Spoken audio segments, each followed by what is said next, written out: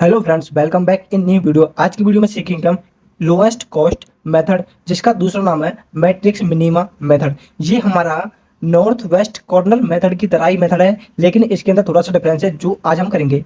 Method हमारा lowest cost method. तो हमारे पास जो मैट्रिक्स होगी, पी ऑफ मैट्रिक्स, उसके अंदर क्या है? वेयर हाउसेस है, यानी कि गोदाम है, और प्लांट्स है। प्लांट्स हमारे रो को डोनेट करते हैं और वेयर हाउसेस हमारे कॉलम को डोनेट करते हैं। हमारी सप्लाई और डिमांड है वो क्या है? 65 टोटल, यानी 21 प्लस 25 प्लस 19 का सम करेंगे तो 65 आएगा, और 20 प्लस 28 प्लस 17 का सम करेंगे तो 65 आएगा। यदि हमारी डिमांड और सप्लाई का सम 65 आता है तो हमारी वो बैलेंस है।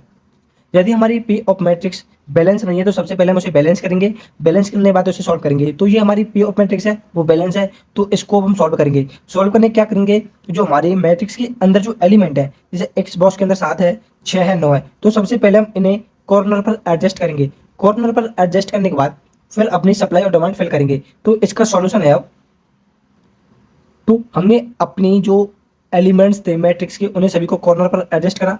कॉर्नर पर एडजस्ट करने के बाद अपनी सप्लाई और डिमांड फिल करेंगे। सप्लाई और डिमांड फिल करने के लिए हमारे पास कुछ रूल होते हैं जो लोएस्ट कॉस्ट मेथड में लगते हैं। सबसे पहला रूल होता है कि जो हमारी सप्लाई होगी, हम सबसे पहले उसे देंगे जो रो के अंदर सबसे मिनिमम होगा। तो हमारे पास 7 है, 6 है और 9 है, तो इसके अंदर जो सबसे मिनिमम है वो क्या? 6 है। तो अपनी जो हम सप्लाई होगी वो सबसे पहले 6 को देंगे, क्योंकि जो हमारा सबसे मिनिमम है हमें उसे देना मैक्सिमम से मैक्सिमम। जितना मैक्सिमम होगा उसे हम दे सकते हैं अकॉर्डिंग टू डिमांड। और सप्लाई, हमारी सप्लाई 20 है, लेकिन हम इसे 20 किसे देंगे? 6 को देंगे। यहाँ पर अपने 20 हमने से दे दिया, लेकिन दूसरा पॉइंट होता हमारा कि यदि हमारे पास ये डिमांड अभी भी और होती, जैसे कि हमने 20 इसे दे दिया, अब ये कंप्लीट हो गया हमारी। अब नेक्स्ट हमारा 28, जहाँ पर हमारी सप्लाई तो 28 की है, डिमांड है 25 की, लेकिन हम पहले 20 इसे दे चुके हैं। तो हमें सबसे पहले क्या करना है? जो हमारा मिनिमम है उसे देना। मिनिमम कितना हमारा? 3। 3 को हमने 19 दिया। 3 को जैसे हमने 19 दिया तो हमारे पास कितना बचा? 9। 9 और 5 हमने इसे दिया, क्योंकि 20 हमारे पास पहले था, वो हम फिल कर चुके हैं, तो हम इसे कितना दे सकते हैं? 5, क्योंकि हमारी जो डिमांड है वो 25 है और सप्लाई यहाँ पर हमारी 28 थी और यहाँ पर 20 थी। तो इसका जो सम होगा टोटल वो 25 होना चाहिए, तो इसलिए हमने इसको 5 दिया। 20 हम पहले दे चुके थे और 19 हमने इसको पहले दे दिया। अब हमारे पास कितना बचा? 4 बचा। तो इसके बाद जो हमारा नेक्स्ट नंबर होगा वो किसे देंगे? इसको देंगे, 5 को। कितना बचेगा हमारा? जब 19 इसको दे दिया हमने, बचा हमारे पास 9। 5 इसे दे दिया तो कितना बचेगा? 4। तो हमने 4 इसे दे दिया। अब जाएंगे नेक्स्ट सप्लाई पर। नेक्स्ट सप्लाई हमारी 17 है। अब इसमें से सबसे मैक्सिमम कौन है? मैक्सिमम तो 8 है, 5 है, 4 है, लेकिन हम फिल कैसे करते हैं सबसे मिनिमम को? मिनिमम कितना हमारा? 4। तो 4 को हम कितना मैक्सिमम देंगे? मैक्सिमम देंगे 17। तो हमने इसको मैक्सिमम तो मैक्सिमम 17 दे दिया, और 4 हमारा पहले था, तो हमारी ये डिमांड कंप्लीट होगी। ये भी कंप्लीट होगी, अब ये भी कंप्लीट होगी। हमारी डिमांड और सप्लाई अब कंप्लीट हो चुकी है। अब इसको वेरिफिकेशन करने के लिए हमारे पास एक फॉर्मूला होता है रेम रिक्वायरमेंट का। जो हमारा फॉर्मूला होता है वो होता है m प्लस m माइनस 1। जो हमारा n होता है वो रो को डिनोट करता है, m हमारे कॉलम को डिनोट करता है। तो हमारे यहाँ पर रो तो 3 है और कॉलम भी 3 है। First row, second row, third row. First column, second column, third column. तो हमारी 3 रो 3 कॉलम है। Row plus column minus 1।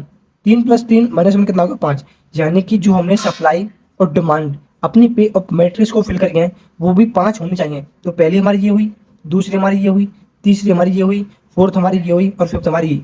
यानी कि जो हमने डिमांड और सप्लाई मैट्रिक्स के अंदर फिल करी है वो कंप्लीट है, एकदम करेक्ट है।